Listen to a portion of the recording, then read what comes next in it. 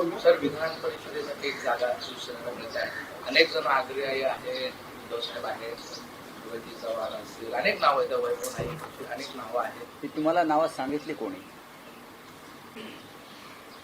ही नावं तर पक्षप्रमुखांनी जाहीर केलेली नाही आहेत कोणतीच नावं. बघा, महाविकास आघाडीची एक जागा जाईल, महाविकास आघाडीची एक जागा जाईल विधान परिषदेवर, आणि त्या संदर्भामध्ये 3 पक्षामध्ये चर्चा होईल. विधान परिषदेवर काँग्रेस पक्षानं आणि राष्ट्रवादी काँग्रेसने एक भूमिका जाहीर केली आहे की माननीय शिवसेना पक्षप्रमुख उद्धव ठाकरे साहेब विधान परिषदेत जाणार असतील तर ते त्यांना पाठिंबा देतील, ही त्यांची भूमिका त्यांनी जाहीर केली. आता शिवसेनेकडून कोणाला पाठवायचं याचा निर्णय शिवसेना पक्षप्रमुख घेतील आणि ते लवकरच जाहीर करतील. बस. उद्धव साहेब यांच्या नावावर असं आपण सगळे आग्रही आहात. याच्यावरती वारंवार सांगितलेलं आहे आम्ही की आम्ही स्वतः सगळे या मताचे आहोत की विधिमंडळामध्ये शिवसेना पक्षप्रमुखाने असायला हवं. ते राज्याचे माजी मुख्यमंत्री आहेत आणि माजी मुख्यमंत्री म्हणून त्यांनी या राज्याचं नेतृत्व केलेलं आहे आणि नेतृत्व केलं असल्यामुळे महाविकास आघाडीचे ते प्रमुख नेते आहेत आणि उद्धवजींनी तिथे असणं म्हणजे महाविकास आघाडी एकसंघ असणं असं आहे. हे आमची भूमिका आहे. आता त्यातून उद्धव साहेबांच्या मनात काय आहे ते जाहीर करतील. काल भाजपनं एक जन आक्रोश मोर्चा जो आहे तो महिला आरक्षण विधेयकाच्या बाबतीत वरळीमध्ये काढलेला पाहायला मिळाला. काय मत आहे आपलं? कारण या मोर्चाकडे शिवसेना शिंदे गट आणि राष्ट्रवादी काँग्रेस अजित पवार गटाचे कुठलेही नेते कार्यकर्ते मात्र फिरत नाही. मुळात असा मोर्चा काढणं हा मुळात मोर्चाचा हेतू काय त्यांना माहिती आहे का? आरक्षण लागू करा. अरे तुमच्या हातामध्ये आरक्षण लागू करा. 2023ला महिला आरक्षणाचा कायदा लोकसभेत मंजूर झाला. आता परवाच्या 16 एप्रिलला त्या संदर्भात तुम्ही एक अध्यादेश काढला. त्याच्यामुळे हे महिला आरक्षण लागू झालेलं आहे 33%. तुम्ही त्याची अंमलबजावणी ताबडतोब सुरू करा. कोणाचीही ना नाही. तुम्हाला काय ट्रम्पला विचारायचं आहे का लागू करू की नाही? कोणाला विचारायचं आहे का? पुतीनला विचारायचं आहे? आपण देशाचे प्रधानमंत्री आहात, गृहमंत्री आहात, देवेंद्र फडणवीस या राज्याचे मुख्यमंत्री आहेत. हा अधिकार तुमच्याकडे आहे लागू करण्याचा आणि कोणत्याही राजकीय पक्षानं किंवा भाजपच्या विरोधकानं 33% महिला आरक्षण लागू करण्यावरती कधीही विरोध केलेला नाही. विरोध यांचाच आहे, भाजपचाच विरोध आहे महिला आरक्षणाला. 850 जागा लोकसभेच्या केल्याशिवाय लागू करणार नाही. ही कसली अट झाली? 850 जागा लोकसभेच्या कशा करता करायला पाहिजे? हा साधा प्रश्न आहे की लोकसभेच्या 850 जागा झाल्याशिवाय महिला आरक्षण लागू करणार नाही. हा काय विषय काय आहे? हा कधी आला विषय? कोणत्या घटनेत आहे? कोणत्या संविधानामध्ये आहे? 2023 मध्ये हा कायदा मंजूर झाला तेव्हा 850 जागांचा हिशोबच नव्हता. ते 850 जागांचा आकडा हा खरात बाबाने दिलाय का यांना? ते फार मोठे आकडे देत नाहीत. मला असं वाटतं की 850 जागांचा जो आकडा आहे हा नाशिकच्या खरात बाबानं यांना दिलेला आहे. त्याच्यामुळे ते 850ला असे पकडून बसलेले आहेत. जादूचा आकडा 850 हा 100% त्यांना हा आकडा खरातनेच दिलाय. नाहीतर ते एवढे त्या 850ला चिटकून नसते बसले. 543 मध्ये करा ना 33%, काही हरकत नाही. उलट ते अधिक सोपं आणि सोयीचं आहे. लोकसभेचा समतोल राहील. पण नाही, आम्ही 850 केल्याशिवाय राहणार नाही आणि जोपर्यंत 850चा आकडा करत नाही लोकसभेचा तोपर्यंत आम्ही महिला आरक्षण लागू करणार नाही. हा त्यांचा हट्ट आहे. विरोधकांना महिला आरक्षणाच्या विरोधात आहेत विरोधक हे ठासवण्याचा असं काही कोणी ठासत नाही. त्यांची ठासली आहे लोकांनी. आमची काय ठासतायत ते? काल बघितलं ना रस्त्यावरती काय झालं ते? कोण होते तिकडे? महिलांच्या मोर्चामध्ये जास्त पुरुषच होते. पहा तुम्ही, महिलांना कळलंय काय आहे ते. मी वारंवार सांगतो, नारी शक्ती त्यांच्या बाजूने अजिबात नाही. ज्या दिवशी 1500 रुपये द्यायचे बंद होतील मतदानाच्या काळातले, किंवा आता येत आहेत, किंवा बिहारमध्ये 10,000 रुपये महिलांच्या खात्यात, त्या दिवशी नारी शक्ती कोणाकडे हे कळेल. त्याबरोबर कालच्याच एका त्या महिलांच्या मोर्चामध्ये एक सामान्य महिला येते आणि गिरीश महाजन असतील इतर नेत्यांना मात्र वाहतूक कोंडीवरून प्रचंड सुनावते. कशाचं असं वाटतं? हा विद्रोह आहे महिलांचा, राग आहे, संताप आहे. तुम्ही खोटं बोलताय लोकांशी आणि खोटं बोलून मोर्चे काढताय, भाड्याची माणसं आणताय आणि रस्ते जाम करताय. 1500 रुपये महिन्याला महिलांना देताय, मोर्चाला 1000 रुपये दिले असतील महिलांना आणण्यासाठी.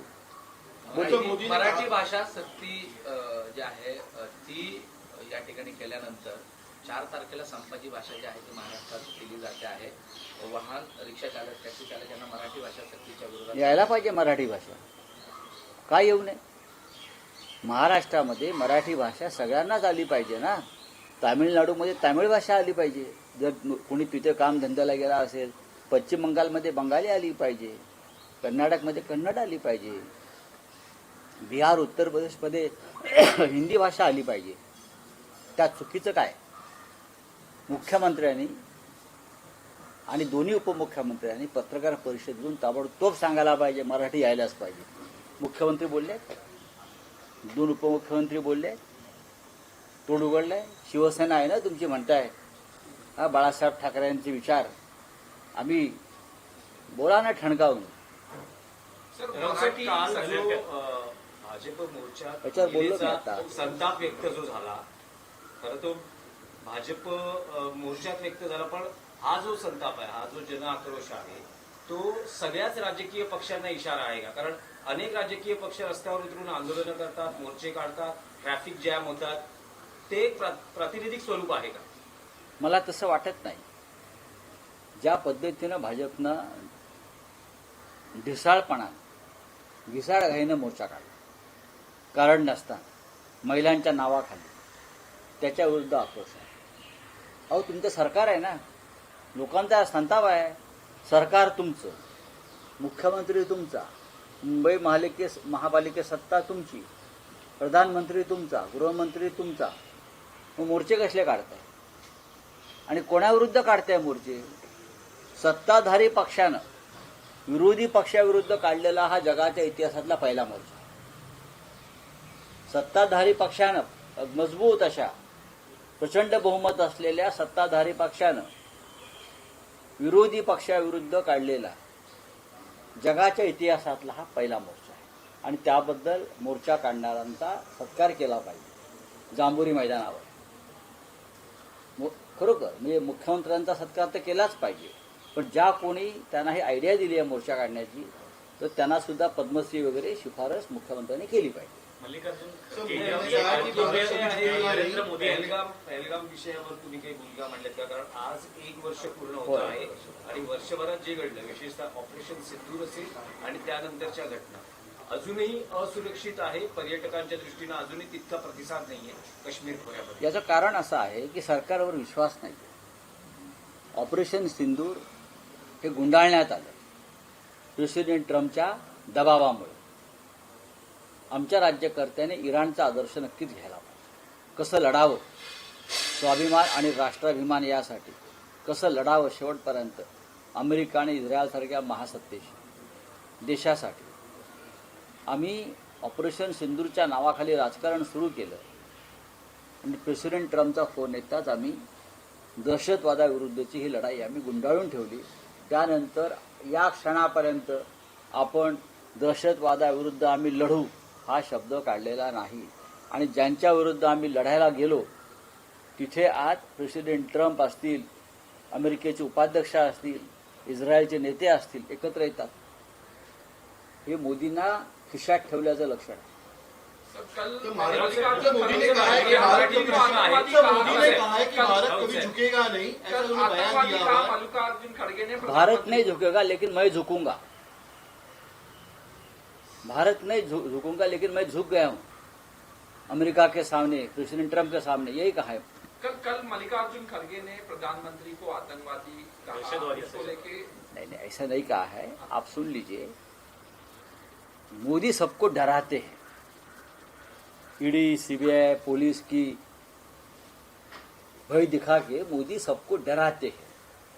जो कोई डराते है वो दहशत निर्माण करता है ना। महाराष्ट्र में क्या किया, डराया। पश्चिम बंगाल में क्या किया, डरा रहे हैं ना। 2000 प्लाटून्स लेके आए सीआरपीएफ के, और उनके हथियार क्या है डराने के लिए? चुनाव आयोग, ईडी, सीबीआई, सुप्रीम कोर्ट, ये उनके मिसाइल है। उनके माध्यम से मोदी जी देश को डराते हैं, दहशत में लाते हैं। हाँ, चुनाव लड़ते हैं इस दहशत में और जीत जाते हैं। खड़गे साहब को यही कहना है, मोदी ने कहना चाहिए ये झूठ है या सच है। अभी भी मोदी डरा रहे हैं ना। जब महिला विधेयक मंजूर नहीं हुआ, वो डिलिमिटेशन विधेयक, हाँ, तो महिला के नाम से डरा रहे थे ना। ये करूंगा वो करूंगा, महिलाएं माफ नहीं। अरे आप कौन हो? हम देख लेंगे ना। हमको क्यों धमकियां दे रहे हो? तुमको ये सब उसका परिणाम भुगतना पड़ेगा। ये डराने की भाषा जो है उसे ही दूसरे शब्द में टेररिज्म कहता है, पॉलिटिकल टेररिज्म। मराठी कंपल्सरी कर दी गई है, मणिपुर में 7 तारीख से एक मिनट, मराठी कंपल्सरी कर दी गई है टैक्सी ऑटो के लिए। मराठी कंपलसरी तो पाकिस्तान में नहीं की है ना। मराठी कंपलसरी हमने तमिलनाडु में नहीं की है ना। मराठी कंपलसरी उत्तर प्रदेश या बिहार में नहीं की है। मराठी कंपलसरी हमने महाराष्ट्र में अगर सरकार कर रही है और उसके खिलाफ अगर कोई विद्रोह कर रहा है तो ये ठीक नहीं है।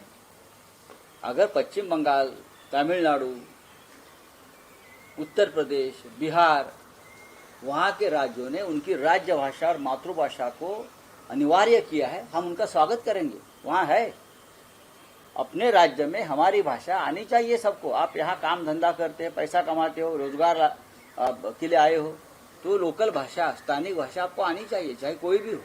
अगर मैं जाऊंगा पश्चिम बंगाल में या तमिलनाडु में, मैं वहां की भाषा सीख लूंगा, उसमें क्या है?